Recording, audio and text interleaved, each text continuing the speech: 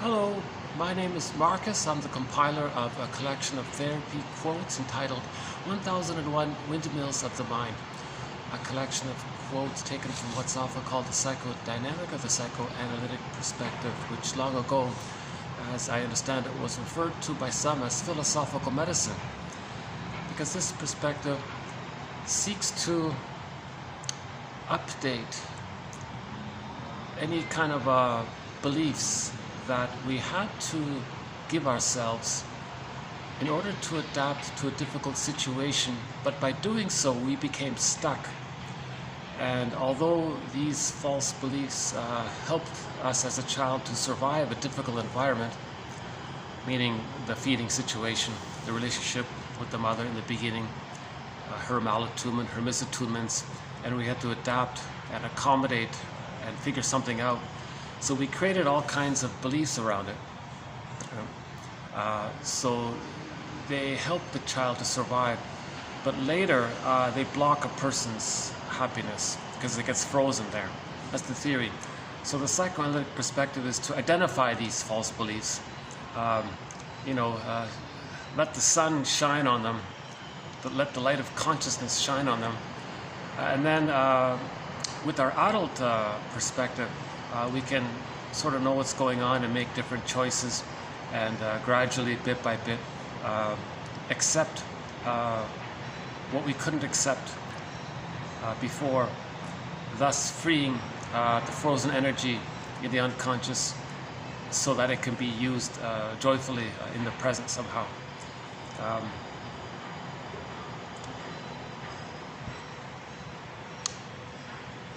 There are in each video, I try to give some kind of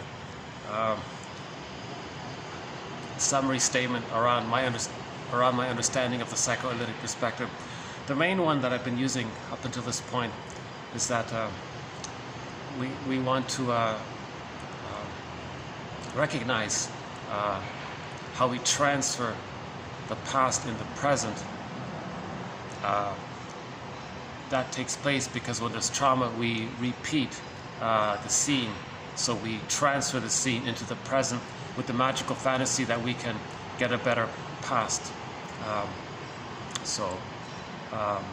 The idea is to observe how transference, reenacting, replaying the past and the present, is a mirror to see the original complication from childhood. Right? So we've done many excellent quotes on transference. And I think we have one or two more here today as well. That's a major thread in 1001 Windmills of the Mind. Yeah, we have one more here. Let's do this one here. So transference.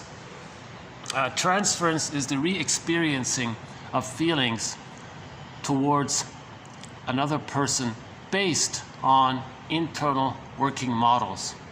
Okay, memories basically. Internal working models develop in the early years of childhood based on attachment experiences. Internal working models are made up of multiple experiences of self in relation to others. Self-representations consist of emotional, cognitive, and physical attributes and are linked to representations of others. These self-other templates or relational units are linked by emotion, bodily sensations, cognitions, and memories, etc. So the baby records what happens to him. It goes into his implicit memory system, sometimes called a non-reporting brain, because the brain sends us information. When we get it, it's our consciousness, it's our mind maybe. Now the brain would like to send us more information, more memories, more knowledge of what happened to us. When it can't, that's called a non-reporting brain, or the unconscious, the implicit memory system. So the baby creates a kind of working model based on his interaction with the mother. Now this model, he refers to it because that model helped him to survive. But the problem is it's frozen. So we want to understand this model, this architecture of the subconscious, or this endopsychic structure, this internal theater. Now the baby's mind is called primary process thinking. So there's no time, there's lots of displacement, projection. Okay, I'm in a public venue here, so you'll probably see me distracted, looking around a bit sometimes. That's because the pool here is officially open, and I think the first 2 people are going to use it. 3 people. Oh, that's what a pity. I'll show you part of what I mean. So there's luckily I've been able to do my recent videos in this nice little area here, and now this little area is officially reopened, with the deck chairs there. So but luckily that couple's moving away. Okay, so let's see if I get lucky here. I think this is the first day of the reopening here, maybe a soft reopening here. Oh yeah, okay, I'll show you what I mean. Yeah, so this that's new here, all of these chairs, sort of deck chairs kind of thing.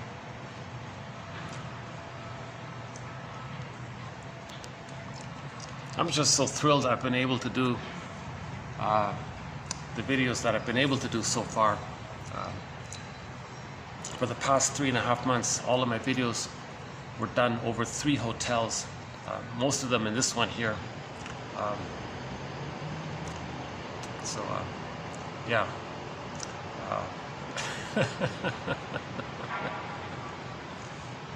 You know, the past 2, it's a holiday around here. So my past 2 videos went into the 3rd hour because I was relaxed, I could talk more. But when I'm distracted a lot, I kind of hurry it up a little bit. So we'll see how it goes today. So the basic idea is that the child loses the trust and the safety with the mother because she's malattuned, misattuned, doesn't understand the baby's signals. You know, the forced feeding and not feeding when the baby's hungry, feeding when the baby's...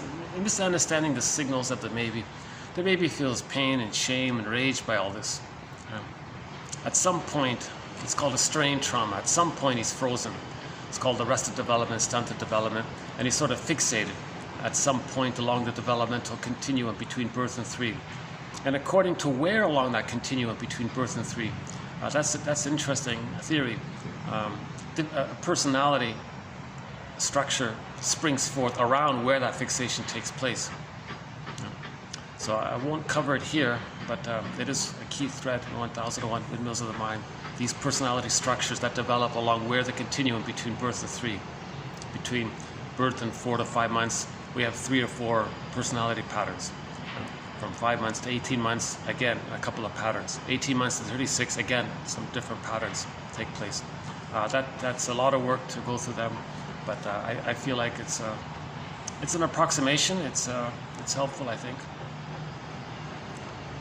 But when the child is shamed, at some point he loses his golden ball. He loses his feelings. So in the Disney movie Inside Out, that's represented by the character's joy and sadness that got zoomed into this other world. Okay, that's repression. In a myth or a fairy tale, when some innocence or something pure about a person gets sucked down into the underworld, that's called repression. Myths and fairy tales are metaphors for internal dynamics. They're metaphors for psychology. So in the myth of Demeter, Kor, and Persephone, the young Miss Kor was walking on the field. The earth opened up and was yanked down into the underworld. Okay? That's just a metaphor to describe repression. When the mother's misattuned, the baby feels pain. So his feelings, his pure feelings, his innocence gets sucked into the non-reporting brain. Okay? So it gets sucked down into the non-reporting brain. Now, at some point the child can hold on to his feelings, and his truth, his intrinsic self, his true self.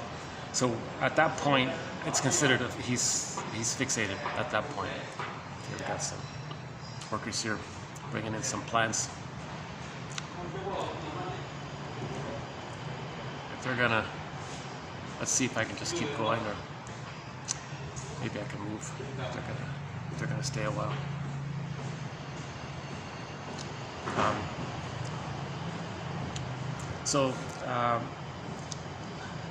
if we lose our feelings, and that means we lose our identity. I feel, therefore I am. So our psychological self, our emotional self, is linked to our ontological self. If that gets frozen, the image for that, which we've been using, is the woolly mammoth up in Siberia. Apparently, there's a woolly mammoth sort of more or less preserved, frozen in a block of ice up there. And he's been stuck like that for the past 30,000 years. That's quite an image to describe how we feel, kind of frozen somehow. Our emotionality, our embodiment gets frozen. Our feelings get frozen. So that's pain, that's psychic pain, emotional pain, but it's frozen. Now, whenever there's a kind of a developmental, interpersonal, interrelational strain, trauma, emotional trauma, it's stuck like that, and there's pain, the organism seeks healing. There's this drive for healing. So the pain is kind of pushing something towards that healing. So the pain wants to, the organism is going to kind of replay the interaction that just took place that led to the freezing. And so he wants to replay it, to see if he can get a better outcome, a happy outcome, a normal outcome where he can keep his feelings. He wants to get an outcome where either he can process what happened or feel like he can undo what happened. He's looking for a better past, a normal past. He wants to get out of that point where he got frozen. So he wants to replay it again and again. So that's like this compulsion. The theory is called repetition compulsion. Libby says, just think of them as synonymous. When there's trauma, there's repetition compulsion. There's this reenactment. We're going to replay it. It's just right in front of me, working. Let's see if I can keep going. I don't know why I'm kind of easily distracted. Okay. He's going to be there for a while, eh? He's replacing some of the plants there. But he's a quick worker. He's done 1/3 of the work already, eh?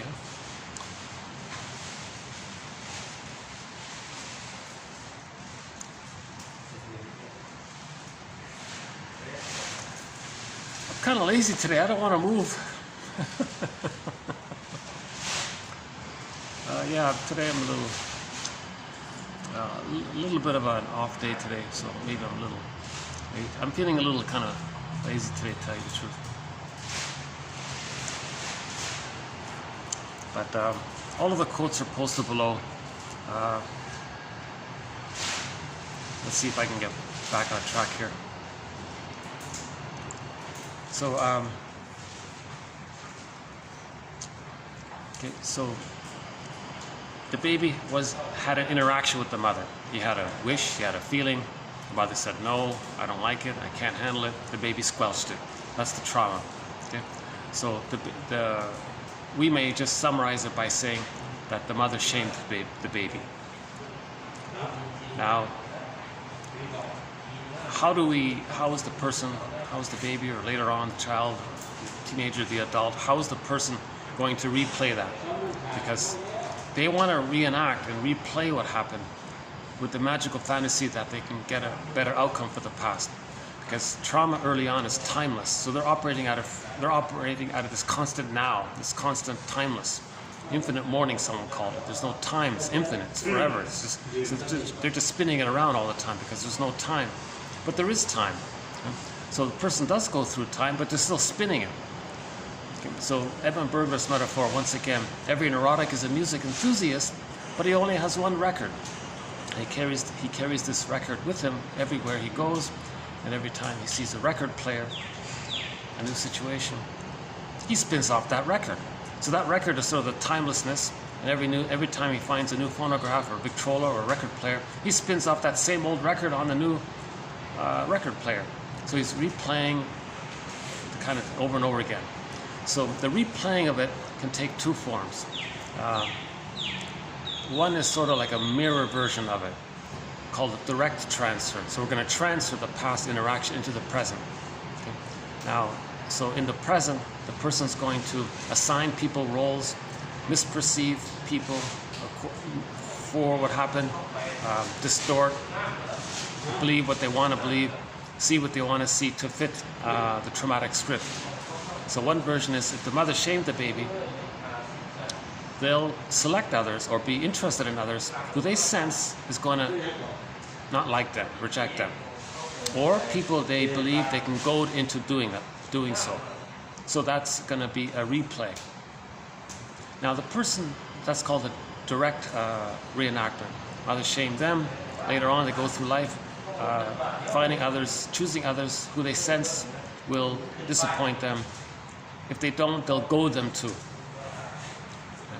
So we played, I won't do it again, we played the song yesterday, If You Won't Leave Me, I'll Find Somebody Who Will, by Warren Zevon. Great song, it's only 45 seconds long, which was meant to be a theme song to a show. Well, those guys are very efficient, huh?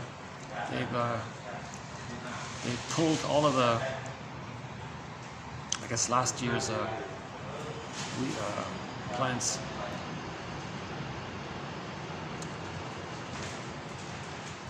Or, I guess I could move over for a little while and come back. I'll get used to it. Yeah, sorry.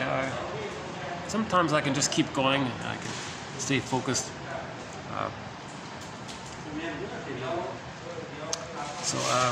Where were we? Okay, the reenactment can take two forms. So in that song, If You Won't Leave Me, I'll Find Somebody Who Will, the mother abandoned the boy. When he grew up, he would only choose girls, he would only be interested in women who he sensed would abandon him. Okay? So he's reenacting what happened. He's trying to master what happened. He's trying to get a better outcome for what happened. Okay?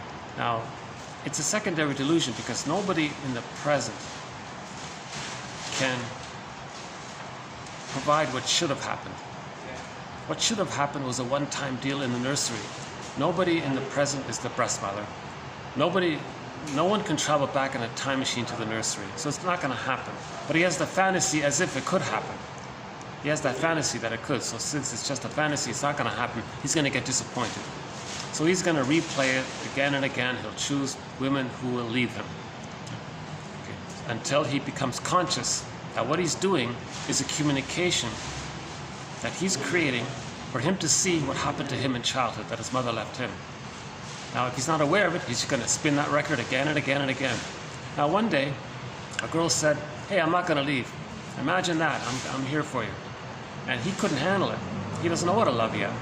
He's still in the trauma of not receiving the love, so he can't love. So he's panicked by it. So he said, "Well, if you won't leave me, I'll find someone who will." Meaning, in a more painful reenactment is the person identifies with the aggressor. So the mother shamed him, rejected him. He identifies with the aggressor. Then he says to the girl, "Well, if you're not going to leave me, I'll leave you." Okay. So he's going to reenact what his mother did to him. So he's going to do the thing that his mother did to him. That is also a way for him to see what happened to him. Either he gets others to reject him, or he rejects others. Both versions communicate that his mother rejected him. So he's reenacting it. That's the nature of trauma. We reenact it until we become conscious. We're looking for story. We're looking for our truth. We're looking for our feelings. That's why we're reenacting it. We're looking to process it. We're looking for a better outcome. We're stuck trying to free the woolly mammoth. We're doing it again and again. So in that song, he reenacts it in the two ways. Now the second way, identification with the aggressor, where he rejects the other to reenact how his mother rejected him, that's a very pained, desperate maneuver. It's bad enough just to directly reenact what happened by goading others to do what his mother did to him, so he can see what his mother did to him. But if he's going to do to others what his mother did to him, whoa, he's very angry. The love from the mother was severely unavailable, so he clings to her more. Again, the more unavailable the mother is, the more the baby needs to her, even more. So he's going to cling to her, and he may even have a kind of negative fusion with her, and he becomes just like her, called identification with the aggressor. Now he's going to become like a cartoon version of his mother, an angry version of his mother, where he's going to do to others what his mother did. Okay? So he's very angry when he's doing that. So this is two ways to make the unconscious conscious. So transference is the re-experiencing of feelings toward another person in the present based on the internal working model. So in the internal working model, there's the image of the self that was rejected, linked to an image of the other that did the rejecting. So there's a model like that. Okay, that's called a relational unit. Okay, rejected self linked to a rejecting other, and the emotion is abandonment depression. Internal working models develop in the early years of childhood based on attachment experiences. Internal working models are made up of multiple experiences of self in relation to others. Okay? So that's one relational unit. The rejecting mother linked to a rejected self, and the emotion is the abandonment depression. That's called, Masterson calls that relational unit woe-ru. The mother withholds or withdraws her love when the child wants to separate and be autonomous. She withdraws it or punishes the child or something.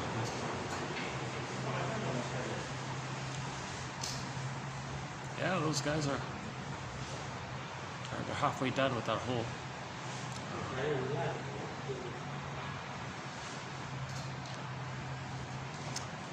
Okay, I guess I should maybe move it. If I'm gonna keep getting distracted.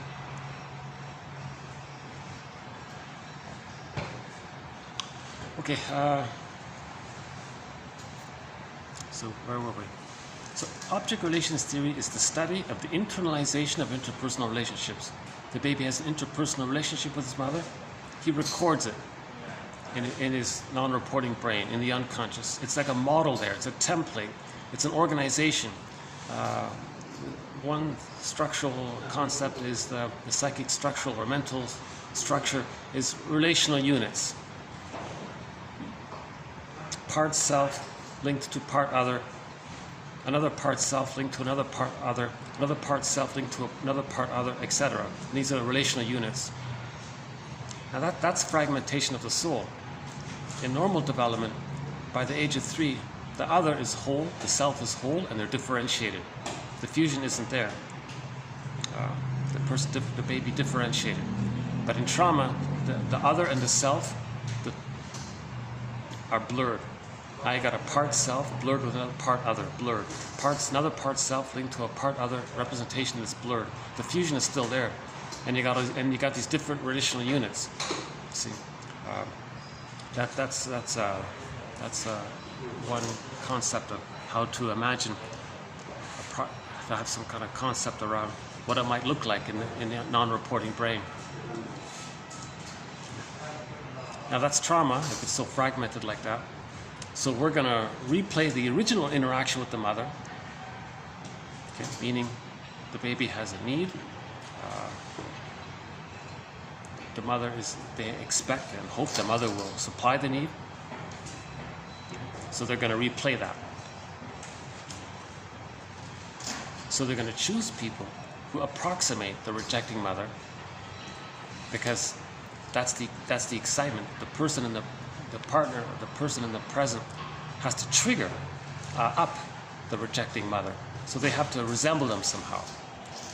They're not going to be attracted or interested in a healthy person. It won't trigger it. One sec.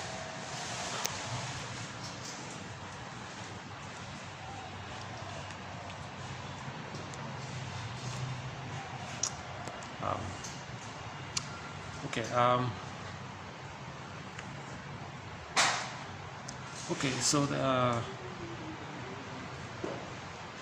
how's the lighting here? That's better, right?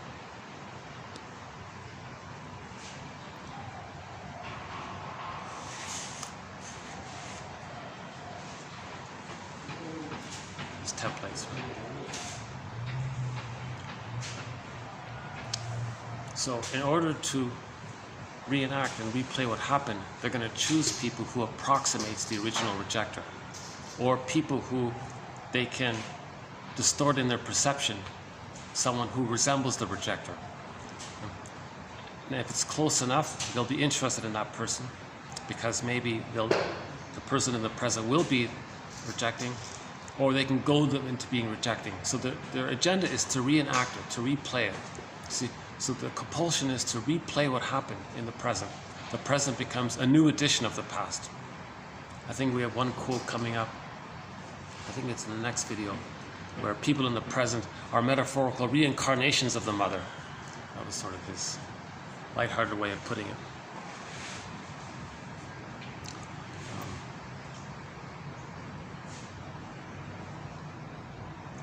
Okay. So this idea of transference, if we can be aware of it, then we know what happened. Now we know what happened.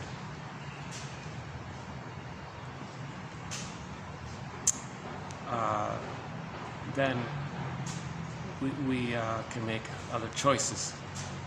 If we don't know what happened, we're going to keep on repeating and reenacting until we have some sense of what happened. So again, we repeat the past and the present because we don't have memory and feeling. Because we don't have memory and feeling, we're going to repeat in search for them. Finally, when we get memory and feeling, we stop repeating, says Paul Libby-Russell in TQ Therapy quote number 2119. A very good quote to begin with in terms in the area of repetition compulsion. Now this thing about the working models. So Fairbairn has a thing called endopsychic structure about these relational units. Masterson updated it in his books, James F. Masterson. Plus you add in Melanie Klein's theory about the splitting mechanism, projective identification, and their theory about the positions. We can add the idea about hocus pocus double focus because of the fusion. Because if the mother, the fusion is because the self and the other are represent. So there's a representation or a memory or an image or a concept of some kind of memory of the person being themselves.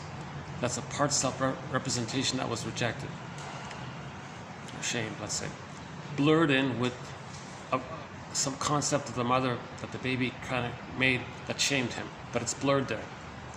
Now, when they reenact that to get a better result, right? They may identify with the aggressor, see the shamed self, which is them, onto others, shame others to reenact how the mother shamed them. Okay. Now, hocus pocus double focus. The moment they shame the other person, they project the shamer, who they're being, onto the person they just shamed, and think that just as they shamed them, they were just shamed by themselves, seen onto them. So they feel like the victim while they're being the shamer because of the fusion. So a lot of people are surprised to be called out on that. They don't understand it.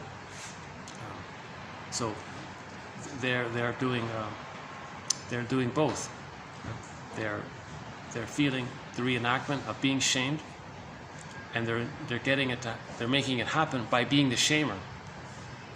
So these kinds of things are ways to help a person recognize that there's trauma. Transference means trauma. Repetition compulsion means trauma. Now this falling in love business, that's called transference love, so that's trauma. The past several videos talked about this falling in love topic. A very good string of videos, in my opinion, runs from 24:35 to 9. 24. Okay, so in today's video, we're going to be doing. Hold on a second. We're going to be doing 24:49.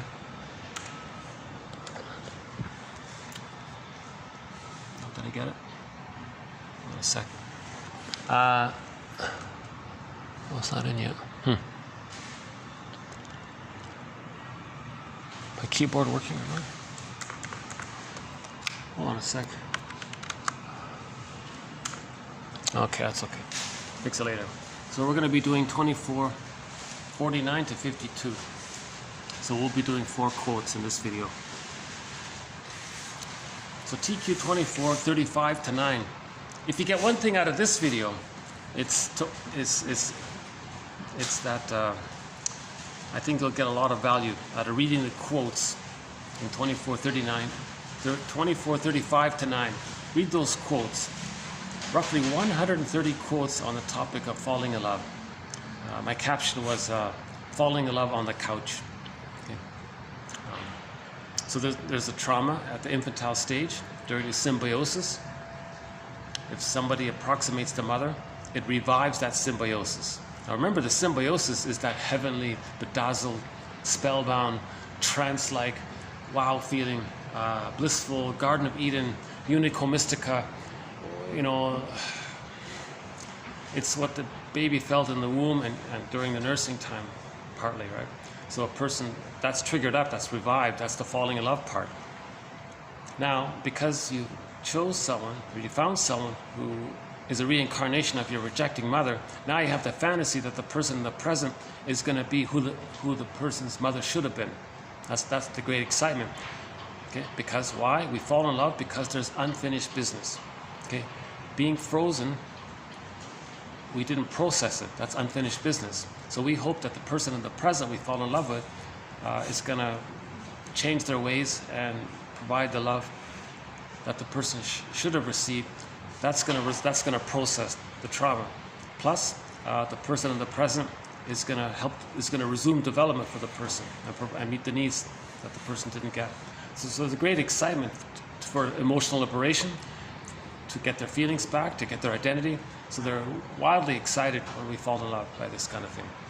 That's called transference love. That's a sign of trauma, because in transference love, you're not seeing the person or relating to the person as a person in their right, with their identity, with their feelings, with their situation. You're just bedazzled because of the fantasy of what that person can do for you. But your unconscious fantasy is,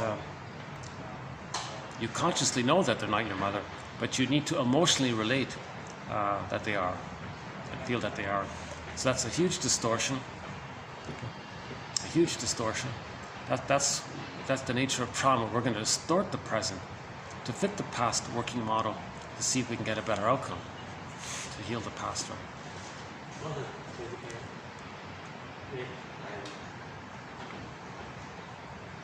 I give these workers a lot of credit. They're very calm in their work, very efficient, and they know what they're doing, you know.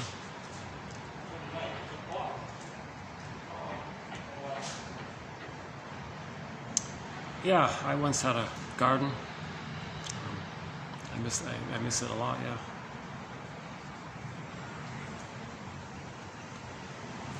So, okay, so that's one on transference. Again, transference is the re-experiencing. So you're reviving, you're getting your feelings back, right? Re-experiencing of feelings towards another person based on what happened in the past, based on that model. These models develop in relationship to the mother. Okay. So the greatest hurt of all, mother failed me, so the child didn't get a secure attachment style. He didn't get the maternal holding environment. He didn't feel safe with the mother. He wasn't seen by the mother. So he lost his feelings. So there's a model created around that. And it's fragmented. And one theory is it's based on templates called relational units. Part other linked to part self. Fused, linked by an emotion. Another part other linked or fused with a part self, fused by some emotion. So we got the Ro-Ru one, we got the Wo-Ru one. So Masterson describes these relational units. I won't do it here.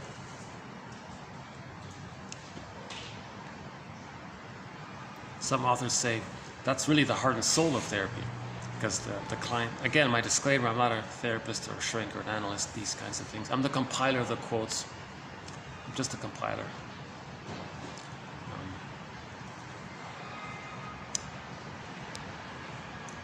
So some quotes say that that's the heart, that's the grist for the mill, this transference, because in the two-person psychology, so the original two-person psychology was baby is in need, the breast mother is the powerful giver.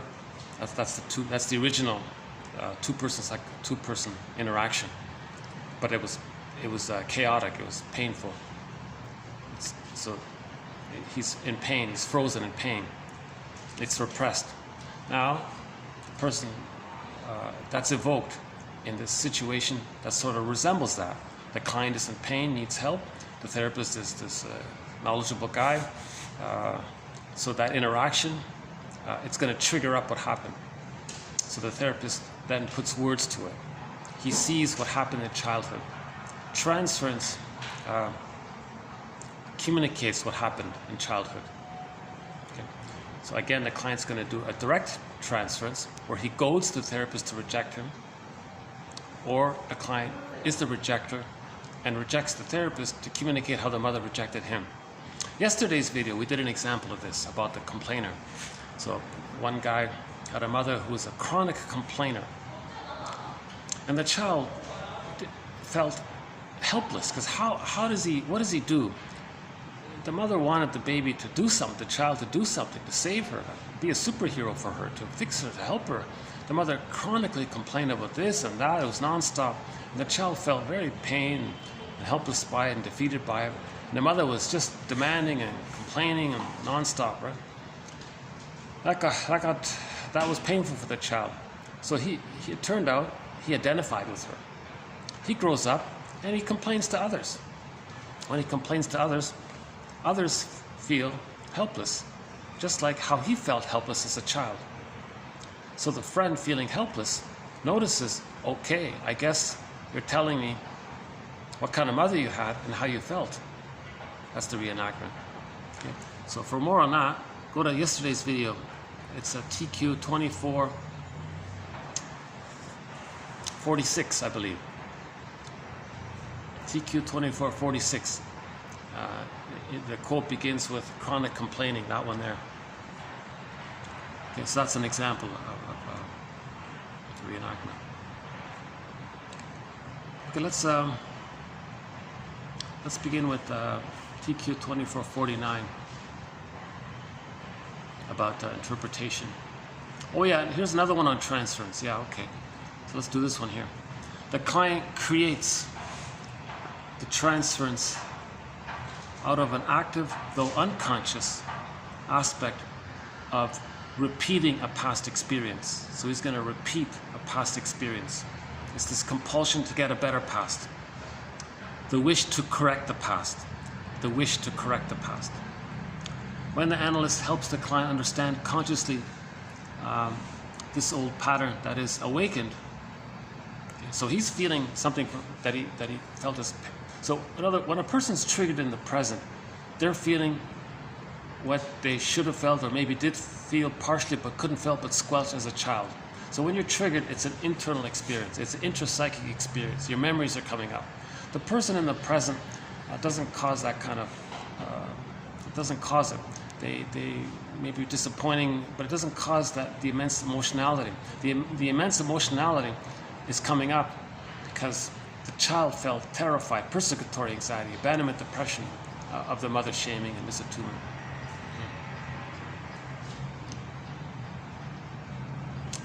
Yeah, these guys are awesome. He's I don't want, just for privacy, I don't want to show you, but he's in the time I've been speaking so far, he dug up the whole flower bed, ripped out all the old ones, kind of tilled the soil a little bit, moved or added some soil. Now he's halfway planting the new plants.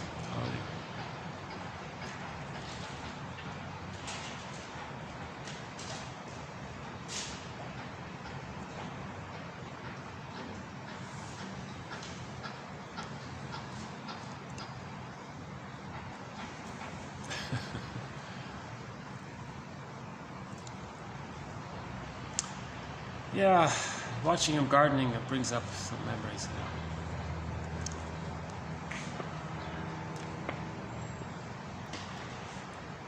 Okay, back to the transference one.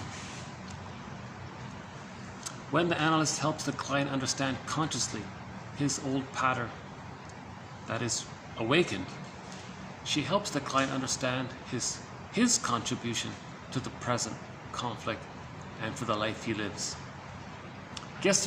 Go to yesterday's video. We have one by Karen Horney. He's getting in his own way in life. If a person doesn't, let's dig that up by Karen Horney. Hold on a second. Do we have it here?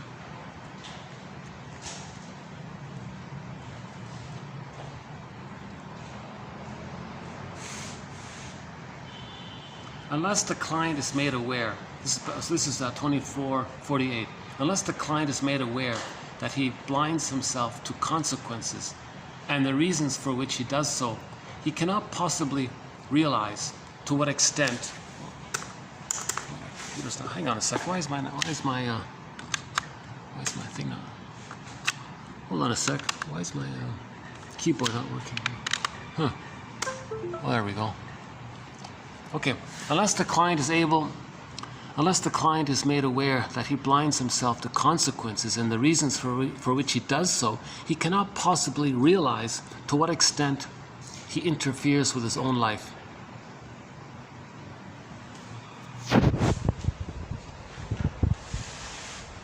So we're interfering with our own life when we repeat and reenact. If we're made conscious of how our repetition compulsion is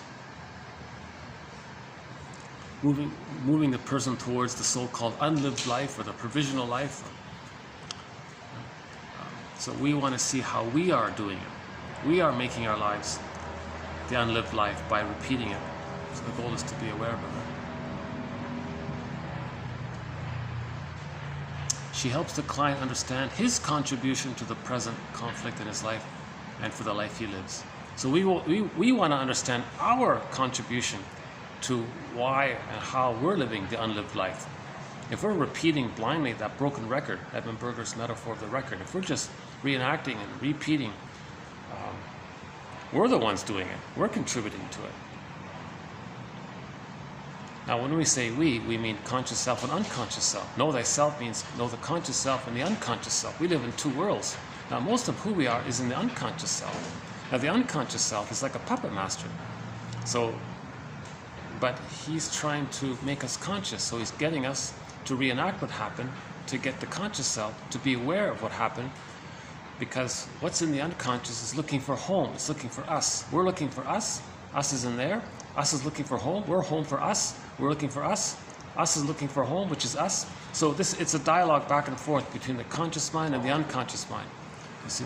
So that's the basic idea here. Interpretations are designed to help the client understand exactly how and why he thinks, feels, and behaves as he does. Interpretation involves telling clients in a convincing way that there is an unconscious process at work in their thinking. Okay? Unconscious process at work in their thinking. Something happened, it was pain, it was frozen, and we're going to replay it. It might involve the analyst telling the client that he... so here's an example here. Oh yeah, the example given was the therapist was a woman, I guess, and she was going to go on holidays or something. Is that right? Her day's off. So so let's say it was a weekend or something. And the client said, "Oh, please have sessions with me during the weekend." So that was the example. It might involve the analyst telling her client that he requested sessions on her day off because he wanted to know that she loved and admired him. A strong desire of his, she would elaborate, related to specific childhood experiences and needs. So the guy is transferring the mother onto the female client. She wants to show how he wants her to act like the better version of his mother by providing this extra attention and special accommodation for his requests. So she's got to interpret it. No, I'm not your mother. I'm not your mother from the past. You're seeing your mother from the past onto me with the fantasy that I'll be a better version of your past mother. It doesn't work like that. But you transferring it, my job is to make you see it. So that's building the ego, building your consciousness. We want to build a consciousness, not magically reenact something and something changes. So it's all about building the ego. We want to strengthen the ego. I think we have one about the ego coming up here. Do we have one? Let's see. Let's do that one here about the ego. guess it's okay. It's coming up in the next video. Yeah.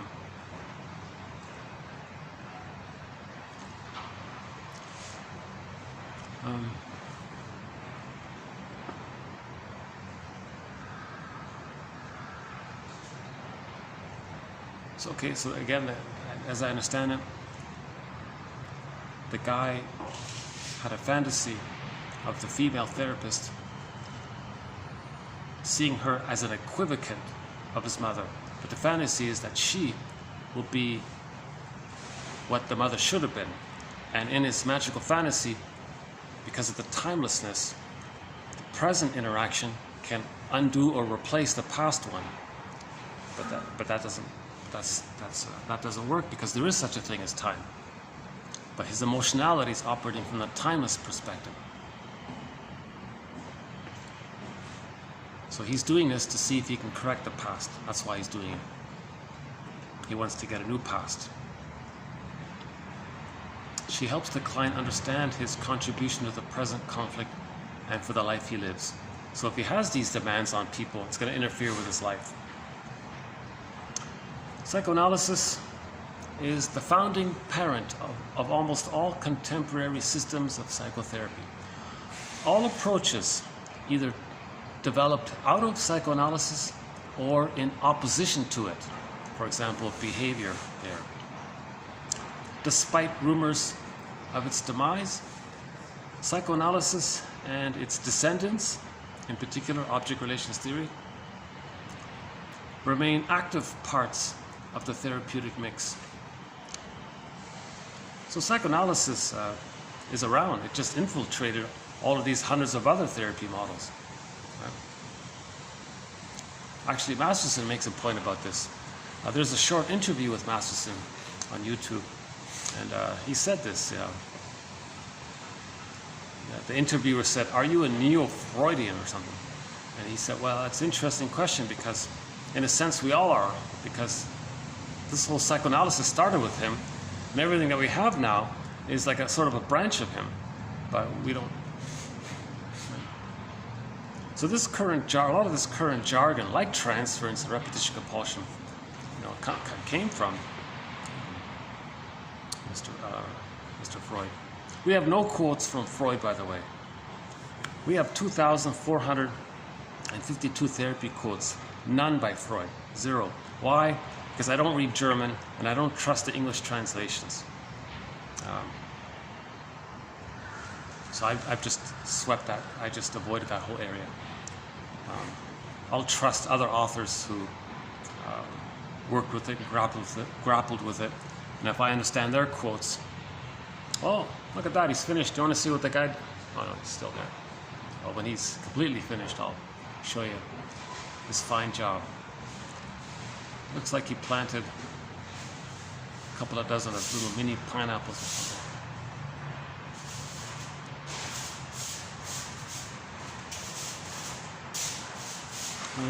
What else? Oh yeah, a little bit of trivia here. Some people give credit to a woman named Anna O. 1800s or something. Some guy named Breuer or something, Joseph Breuer or something. This woman had some kind of hysterical symptoms. Meaning, if you're so frozen with grief, your body might reflect somehow. You can't speak, you can't see clearly. Something's wrong, right? Like in your physical thing. That's the old idea of hysteria. There's so much buried feeling, it affects some aspect of your bodily functions, right? So this guy Breuer apparently would hypnotize her. That's how this whole thing got started, apparently. And he wanted to just use the power of suggestion. He says, well, when you come up from your trance, your symptoms will be gone. He wanted to use the suggestion. Instead, this Anna woman apparently just started having all these memories of what happened. This happened, and this happened, and she started talking about it. And then she got some kind of relief by that. And that's the so-called talking cure. Started from this Anna O woman. But she had a big crush on Mr. Breuer, so he referred her to Mr. Freud, and it went from there. But that was sort of considered the birth. She was considered the first sort of client, and some people credit her with being the true founder of psychoanalysis, Anna O, right? And when she was in this hypnotic state or something, and she had all these recollections and she could remember all sorts of things, her term for it was chimney sweeping. Chimney sweeping, her term for her recollections. But it's very unreliable to do hypnosis. It's very erratic. It's very inefficient. So it's given. No one does it anymore. It's given up, and it may even do more harm than good. So it's just sort of a rare exception, as I understand it. So the compromise is free association. Just say what comes to mind. Relax and just speak freely. And when you feel safe with someone and you can speak freely, stuff will come up. Important material will come up. You don't have to be in this hypnotic state to bypass the inner critic. Just feel safe with somebody and it'll come up. People want to talk. Psychoanalytic theory attempts to help individuals understand the meaning of their behaviors or emotions, thereby freeing the person from unconscious forces. General statement, but it's not bad. If we understand the meaning, why we're doing what we're doing, why we're doing what to whom, then that can move towards freeing us from the unconscious compulsion. A defense is an unconscious mechanism that protects the conscious mind from unconscious, conflicted emotional experience. Symptoms express defenses. Aspects of personality function are defensive. As defenses are analyzed and unraveled, as their functions become more known and more conscious, the underlying conflicted emotional experiences they protect against emerge more clearly. Because this process is gradual, the client can tolerate the uncovering of the deeper layers. The analysis of defense, sometimes called defense analysis or resistance analysis. The analysis of defense, meaning what you're doing to protect yourself from anxiety.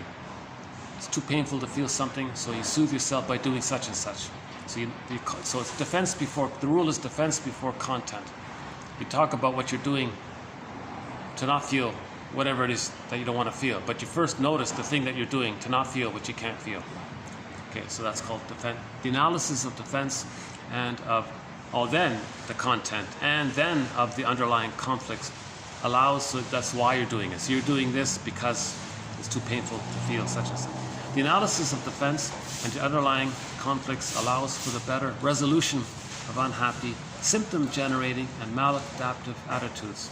The conscious mind, seeing the structure and functions more clearly in the course of analysis and seeing their first origins in childhood, is better able to bring an adult perspective to bear. Bring an adult perspective to bear. See? So we want to have an adult perspective to what we as children did to survive. Okay. All humans adapt to their environments. The baby's first environment is the breast mother. The baby's first environment is the breast. How does the baby adapt if the breast mother is shaming him, hurting him? How does he adapt? He squelches his feelings, squelches his needs, hallucinates that the shaming mother is a goddess mother. So that's a splitting mechanism. He didn't have any kind of soothing by the mother, so later on he coaxes others to get them to feel what he's feeling with the fantasy that they can soothe them, but they can't. He can identify with the aggressor, shame others to reenact how the mother shamed him. Okay.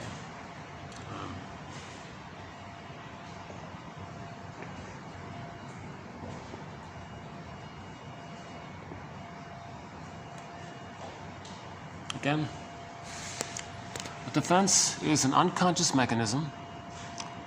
Okay, so defense mechanism, operations of the mind, maneuvers of the mind, mechanisms of the mind, some kind of tricks of the mind, okay, that protects us from too much anxiety, from too much pain. Okay? So if the mother's shaming, the baby hallucinates a goddess mother. That's a splitting mechanism. So the splitting mechanism, that defense, called splitting, it's called the splitting defense, protected the baby from the pain of relating to the shaming mother. He's bonded to her, he is being shamed by her, but he represses it. So repression is a defense mechanism. Repression is a defense. This deep denial, he'll just deny it, disassociate from it, not perceive it. He just tricks his mind, it's not there. Somehow he can do it. It's the power of this. The mind does these tricks. But then to relate to the mother, he hallucinates that the mother's so loving. That's called the splitting mechanism. In myths and fairy tales, it's goddess and demon. But no, in reality, there are two aspects of one mother. But the child can't see it, so it's goddess and demon. That's the splitting mechanism. A defense is an unconscious mechanism that protects the person from unconscious, conflicted emotional experience. Okay? Conflicted emotional experience. He trusts his mother, he needs his mother, but she's shaming him. That's a conflict, that's an inner conflict. Now the symptoms, okay? The baby has rage, it can go into physical symptoms. Sarno says 90+% of your physical issues are babyhood rage. Symptoms, bodily, psychosomatic symptoms express defense mechanisms. Physical symptoms are defense mechanisms. They conceal, they hide the emotional issue. The body keeps the score. The body remembers and all that. At the same time, it reveals it. Because if you have a symptom, it's the compromise. It's showing you that there's a problem, but it's hiding the problem. So physical symptoms do both. They reveal and conceal. Right? The guy who's lonely, who binge eats, and has the big belly, so he doesn't feel that he's lonely, right? But it reveals it at the same time. Right? So symptoms express defenses. Aspects of personality function are defensive. So dysfunction is defensive. Dysfunction means we're not going to feel what we couldn't feel as a child. Okay? Dysfunction means we're going to maintain the deal we originally made with the mother. The baby makes a deal with the mother. Okay, mother, you're uncomfortable with my feelings and wishes. I'll squelch them. So the mother is pleased by it, and that's the connection the baby has. That's called a attachment failure. It is not a complete failure. There's some attachment there, but it's an insecure, it's disorganized, disassociated, reactive, dismissive, anxious, avoidant, disorganized, these kinds of things. Now he's stuck there, so he'll be dysfunctional, it's frozen, so he'll repeat it. So every time he repeats his dysfunctional pattern, meaning not know his true self, not self-activate, not do what's good for him, not know his feelings, not know his wishes, okay? He's being loyal to the rejecting mother. Why is he still being loyal? Because the original deal was all babies need the mother's love for them to leave her and know himself. But if he didn't get it, he's stuck there waiting for it. So he can't leave her yet. So he'll be dysfunctional to stay loyal to her, because he's waiting for the mother in the mind now to change its ways to provide the love so he can leave it, the image. So dysfunction equals the loyalty to the mother. Now this loyalty, Keeson describes it as the baby's trying to fix the mother, save the mother, protect the mother, heal the mother, cure the mother. Oh, I can show you now the little, look at this, eh? Those guys are awesome. That guy, look at that. Okay, show you. So what I was talking about for the past little while here is right here. This whole little showing up here. Well, I'm not sure if you're seeing it. Jeez. All these little plants here. Look at what a great little job he did. Oh my goodness, yeah. Okay. Good work, huh?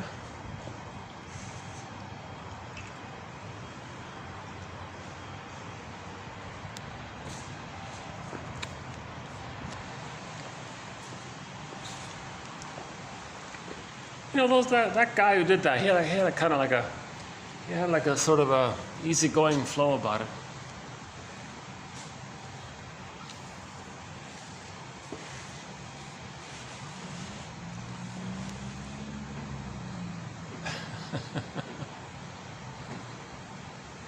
Okay.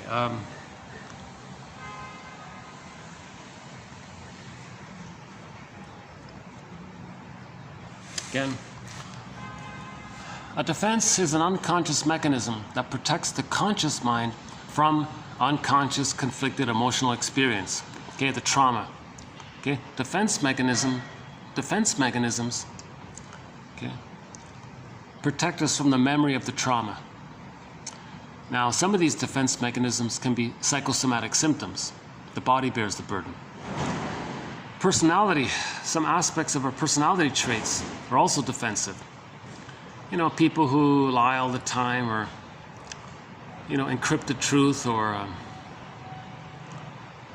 you know, use rationalization all the time. They're always vague, a lot of vagueness, passive aggressive, right? Whatever it is.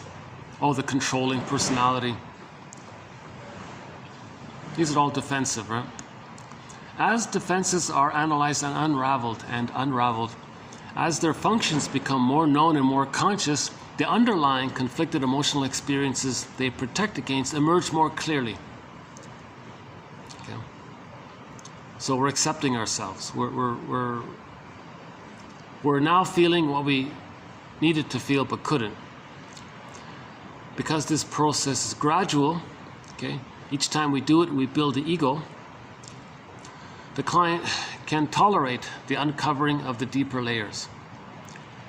The analysis of defense and of underlying conflicts allows for the better resolution of unhappy, symptom-generating, and maladaptive attitudes. The conscious mind, seeing the structure and the functions more clearly in the course of analysis and seeing their first origins in childhood, is better able to bring an adult perspective to bear. The client's problems are understood as deriving most fundamentally from his having learned early in life to be afraid of his feelings, thoughts, and inclinations, and the effort to help him overcome his problems is focused very largely on helping him reappropriate those feelings and incorporating them into a fuller and richer sense of self and of life's possibilities.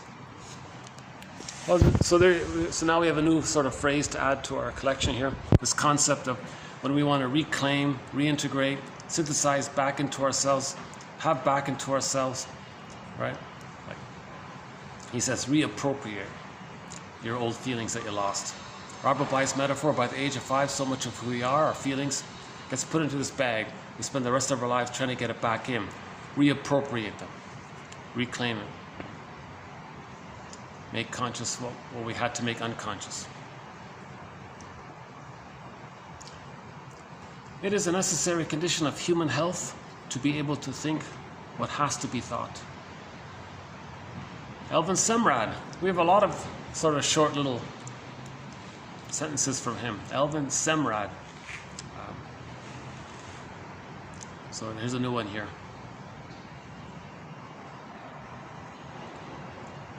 Apparently he's a bit of a legend. Apparently in his day, although he didn't write any books, I don't think he didn't write anything.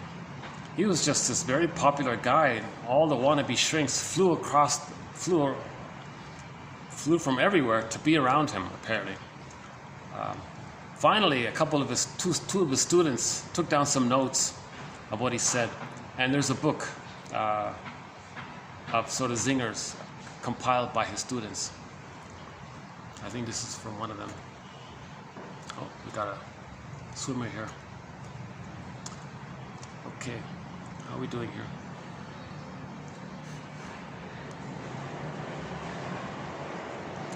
Okay, today's going to be a short video anyway, so that's okay. Okay, next one is just a couple of definitions of things. Projection. It's right in front of me here.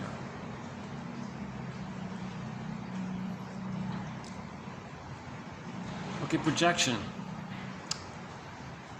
Inner feelings, impulses, and thoughts are experienced as belonging to another person.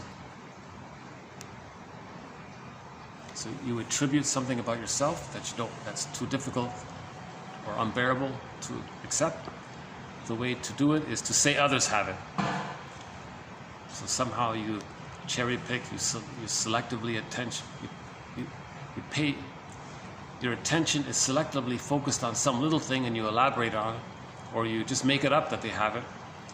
Okay, mote beam projection, they may have a truth of it, so you elaborate on it, and deny it in yourself. So there's like this projective mechanism, something about yourself, you trick yourself to think that they have it.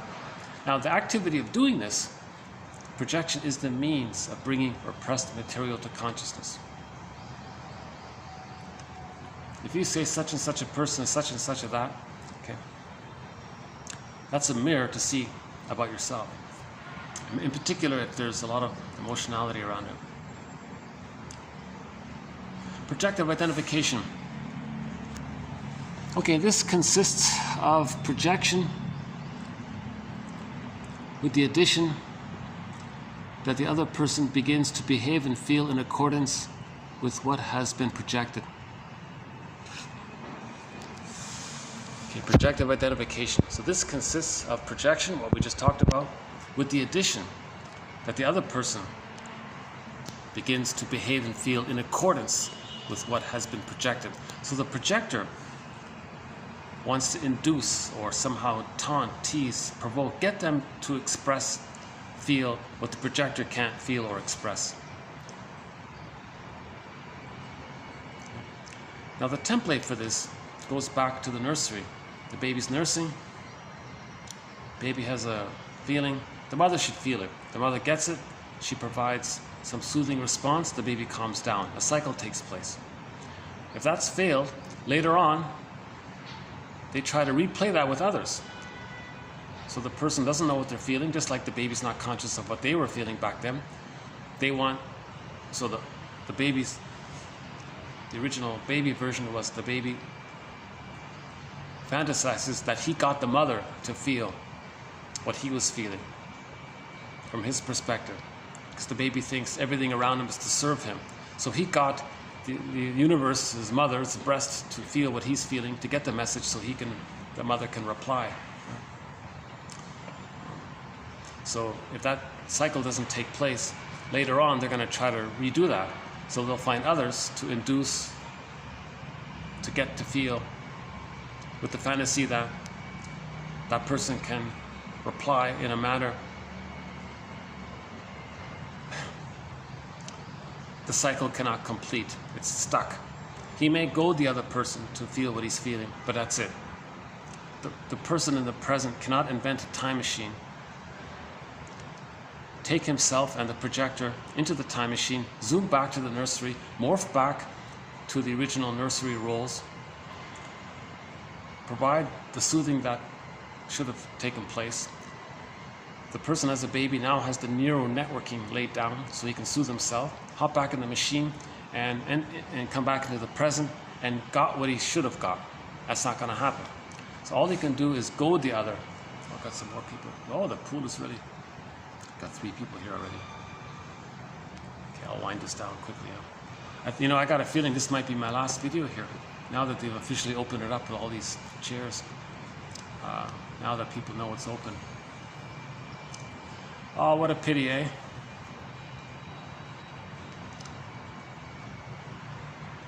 I guess I'll have to look for another venue, huh? Projective, another major thread. So, by the way, these are all threads. Projection is a thread. Projective identification is a thread. Transference is a thread. Interpretation is a thread. So we're just adding to our various threads here.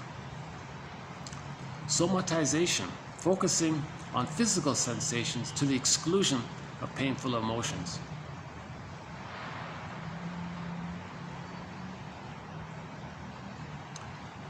There's emphasis on sensations when the trauma is very early on.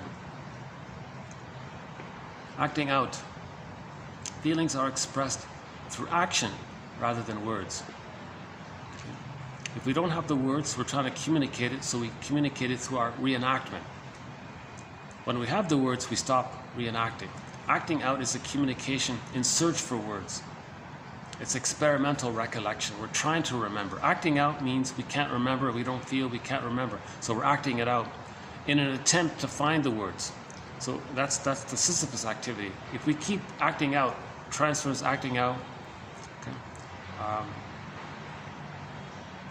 without thinking about its meaning and why we're doing it, we're just going to keep on doing it until we find the meaning. Controlling. Distraction from feelings by means of control. Organization and regimentation of tasks and of other people. Yeah. So this is in particular with trauma in the first 4 to 5 months, where the baby doesn't enter into the maternal holding environment. So he's got way more pain. So he's more aggressive to control others because he doesn't want the others to leave them.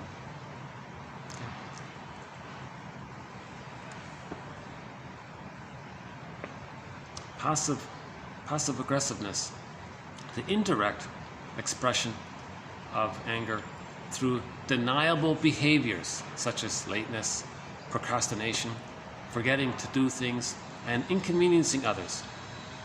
Okay. So a person's angry, but they express it passively, quietly, and the things that they're doing, they can always deny it if called out on it. So they're choosing to express their anger in ways that if called out on, they can deny. Plausible deniability. Well, you're late. Aren't you angry? Oh no, the bus had a problem. Inconveniencing others. One more here. Sarcasm. The expression of anger disguised as humor. Okay, next one here. So we'll end up with a little bit of empathy here. And then I'll leave these people to enjoy their quiet time here. Any problem, believes Baron Cohen, 2011, whether personal or interpersonal, can be solved when it is immersed in empathy's healing balm. Okay, yes, that sounds great. But to be able to have empathy, we need to know ourselves and understand ourselves. So we need this psychoanalytic perspective to know ourselves. Then we can have empathy for others. If we don't know ourselves, it's hard to have empathy for others. Empathy only enters into the psychological picture when the person differentiates from the mother. If the person is still fused with the mother, they don't have love, gratitude, empathy, reparation feelings. They're just angry, greedy, envious, spiteful, vindictiveness, schadenfreude, controlling, contemptuous, etc. They can't have empathy if they're just so angry. So just to say that they should offer empathy, they're nowhere near it. They don't care about others. Others, see, they were traumatized at the breast. That's called part-object relating. So their reenactments are in relation to the breast, a part of the mother that's supposed to provide for them. Empathy comes in when a person differentiates and see that there's two different people here. Empathy means you see the other person as a person. But trauma early on, they're still stuck in part-object relating. Okay? So the baby in the beginning has what's called part-object relating. If it's satisfied, then he can move on to whole-object relating. That's when empathy enters into the psychological picture. So if a person doesn't have empathy, they first got to leave the mother, separate from the mother, and find their identity. Then they can have empathy. Now, in the process of doing that, they're going to realize how painful they were as a child. They're going to realize what Karl Menninger says: the greatest hurt of all, mother failed me. Okay, the truth will upset you free. Now you got to forgive the parents. Look at their situation. Be a psychological detective. And as we understand how our parents dealt with their pain, that frees us to look at how we're dealing with our pain. So that's moving towards the differentiation. So we first have to forgive our parents, then we can have empathy for others. That's an oversimplification, but empathy, the therapist's capacity to comprehend accurately the client's inner frame of reference and to sensitively communicate back this understanding. what you're going through, your inner frame of reference, what happened to you, makes sense.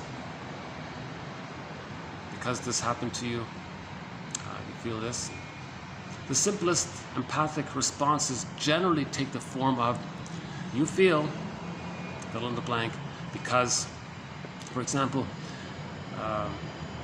quote, so the husband was some kind of playing poker or something, didn't tell his wife. So his friend said, you feel guilty because you misled your wife about your gambling debts.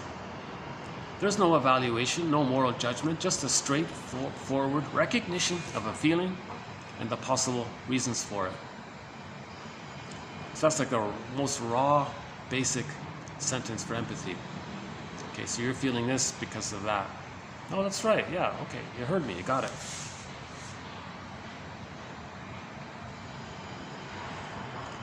Rosenberg emphasizes how a person's needs didn't get met as a child. And because the certain needs, and you name those needs, because those needs didn't get met, the person felt such and such, and that's what's coming up now. That's his version of empathy. It seems that perhaps you had this need back then for connection, safety, and to be seen, and for some play and continuity and trust. And when those needs didn't get met, you felt angry, scared, bewildered. I'm guessing maybe that might be, is that what might be coming up? Is that what you're feeling now? Some of this, so the trigger brought some of that up. That's his idea of empathy. The link between feelings and needs. Last one here. The woman said, quote, my mother died last year. I miss her. The counselor said, it can hurt. It's surprising how it can affect you. That's the key there. It's surprising how it can affect you. So the person was in denial. She didn't realize that when her mother passed away, she'd be so distraught about it. It's surprising how losing a parent can affect one. She said yes, went on. And the therapist finally said, oh, you look sad? Oh, yeah. The therapist said, oh, tell me a bit about your mother. And then she started to grieve as she talked about the mother. So a very simple sequence. Yeah? It's surprising how a loss can affect a person. You look visibly sad. Mm-hmm. Tell me a bit about your mother. Grief is sealed when it's witnessed by a caring other. Undeveloped thread empathy. So we'll develop this thread of empathy. So these are just some really, just small points here.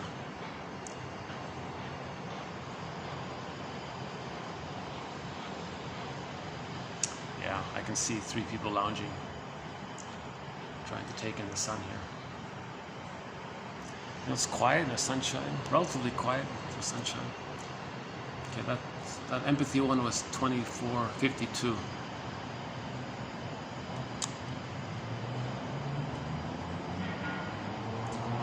Okay, yeah, very short video today. I think I can get away with playing one song here. Maybe I can play one song. Reflections, yeah, okay. So here's a nice mellow sort of song. Reflections by Sona Japarte. Sona? What's her name again? Japarte? Sona. The woman from Gambia, is that right? Just a little instrumental. It's only about a minute long. It's called Reflections. So 1000 Windmills of the Mind. Maybe we can say 1001 reflections of the mind.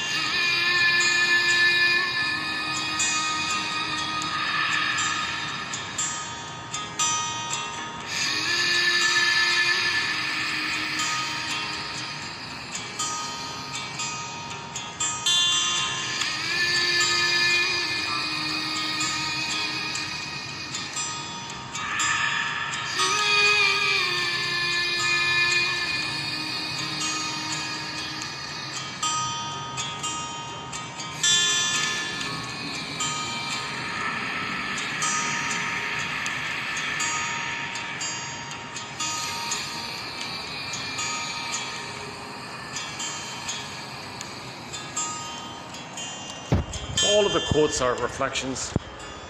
I feel like today maybe they're just sort of incomplete reflections. But again, all these quotes are speculations, approximations, theory, hypotheses, just looking for the right words to symbolize, to accept what we, to process our feelings. So we're trying to find words in order to process the feelings that we felt but couldn't process. And that's the healing journey, right? To find these words. Okay. Interpretations are designed to help clients understand exactly how and why he thinks, feels, and behaves as he does. So you do this because of that, and that's why you're feeling such and such. You have this pattern in your life. You learned it back in childhood when such and such a thing happened, and that's why in the present you're doing such and such. Interpretation involves telling clients in a convincing way that there is an unconscious process at work in their thinking. Right?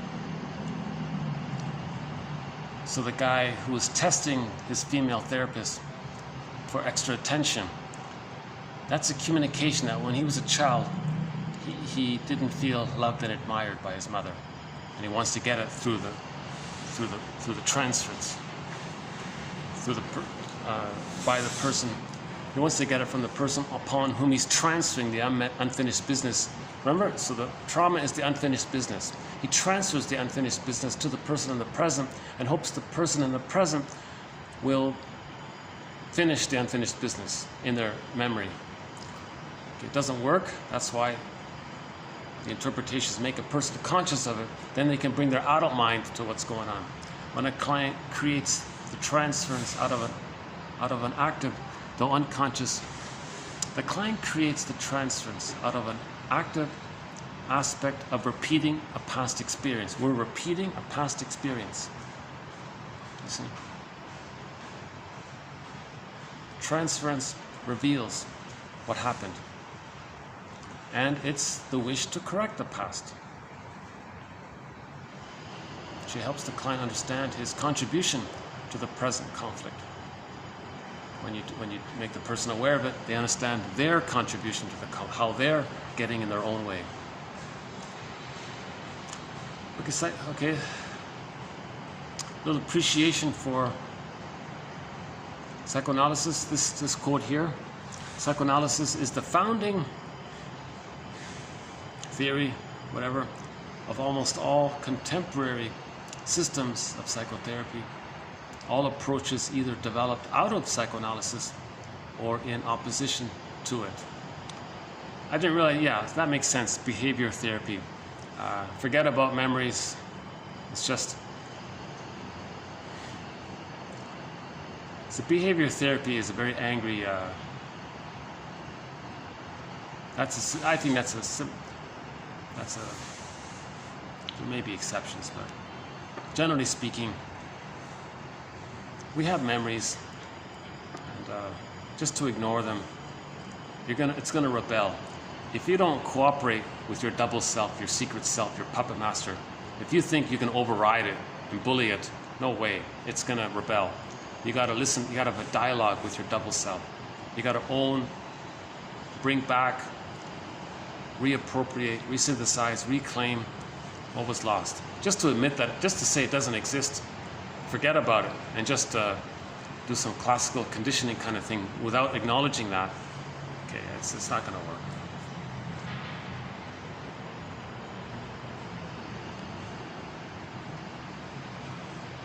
In terms of healing, in terms of the goal of therapy, if we define the goal of therapy as growing up or resuming development of a mourning, then behavior therapy is not appropriate for that kind of thing. Because when you're mourning, you got to find the truth that'll set you. The truth will set you free. What is? Identify the attachment style. Identify the reenactments. Identify how it's getting in our own way. Our unconscious repetition of the past and the present. Identify these things. Identify the script that dysfunction is loyalty to the mother. Accept that the mother did what she could, but she didn't know it all. She couldn't do it all. She was stuck with her trauma. The mother may be reenacting her trauma by using the children in a drama of her making to communicate what happened to her. So the mother shames the baby because she wants to reenact how the mother shamed her.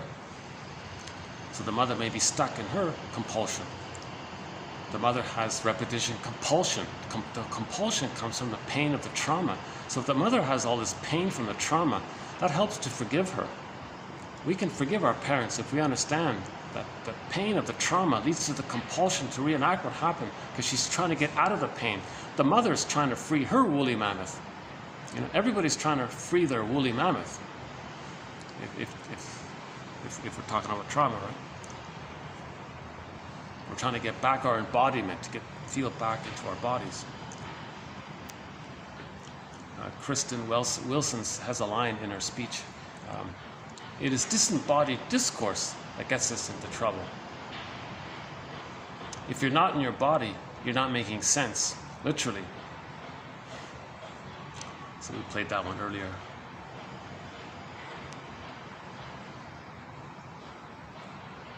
Chimney sweeping.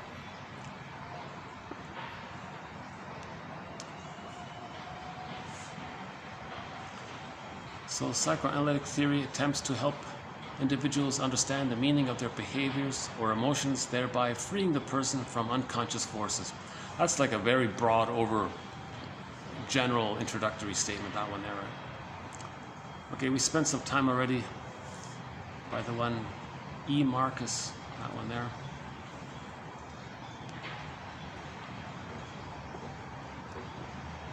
Better able to bring an adult perspective to bear once we're conscious. Once we're conscious, it helps to bring an adult perspective to bear.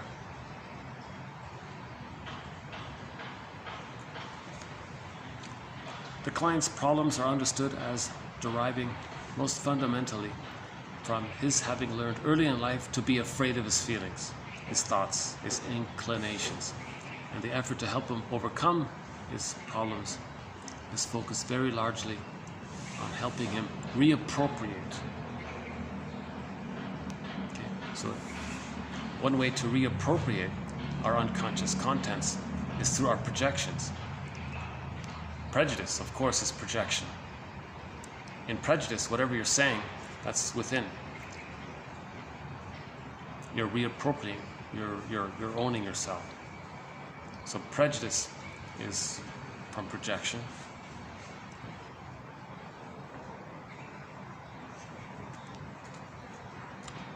We have to be able to it is a necessary condition of human health to be able to think what has to be thought. We have to think what has to be thought. See, Semrad has these short little sentences. If you look in the search engine in our channel here, Semrad, S-E-M-R-A-D, you'll get about a good 24 quotes like this one here. So I'm glad to find this one as well. We talked about transference, projection, acting out, somatization, and passive aggressiveness, and one on controlling. Controlling is considered a manic defense. The person has melancholia, he can't grieve, he can't accept losses, so he wants to control. Then the person he's controlling won't leave him. Because if someone leaves them, they're triggered of the existential emptiness of not having the mother there to begin with even. So it's a real loss. They can't experience loss. So control is a defense against loss, or being reminded of loss. Bruce Brody says we have to mourn who should have been there.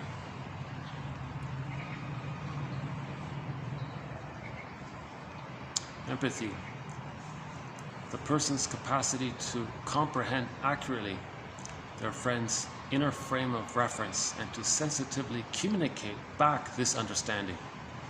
The simplest empathic responses generally take the form of you feel because, for example, you feel badly because you lied to your wife.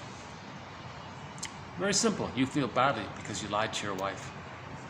Okay. That was his point, the simplest beginning point for empathy. Marshall Rosenberg takes it a step further when you link the unmet needs from childhood to the feelings. A very good quote in this area is TQ 2360 by Susan Campbell. She has a thing called the unilateral repair statement. That's a good one. TQ 2360, or better yet, just read her book called From Triggered to Tranquility. And I like this one here by the counselor. So the woman said, yeah, my mother died last year. I miss her terribly.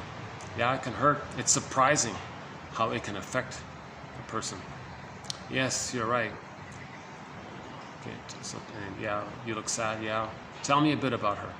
And then she felt safe. So that one sentence allowed the client to know that the other person was listening. It's surprising how it can affect a person.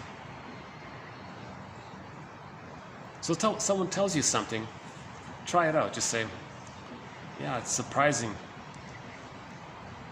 how